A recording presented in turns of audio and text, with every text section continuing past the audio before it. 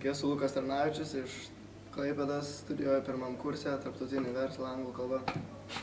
Kodėl įstojai į VUT?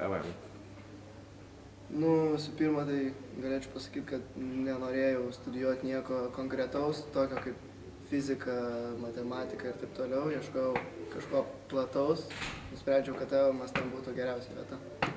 Šaunu. Ir ko tikėjais iš TVM? Tikėjausi kažkokio plataus pobūdžio žinių, plataus spektro, kurias galėčiau pritaikyti visur, tiek praktikoje, tiek teorijoje. Ir ar gauni to, ko tikėjaisi? Kol kas taip. Iš tikrųjų, netradiciniai metodai taikomi, modernus. Viskas labai gerai, super. Kas labiausiai patinka VUT? Patinka visų pirma patalpos, modernus mokymo metodai, kaip jau minėjau, žmonės draugiški, studentų atstovybė. Ką dar veiki TVM be to, kad studijuoji?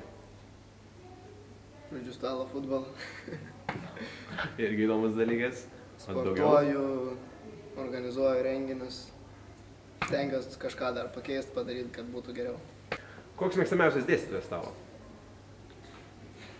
Ko gero, mėgstamiausias buvo ir įsimintiniausias, kai atvažiavo iš užsienio.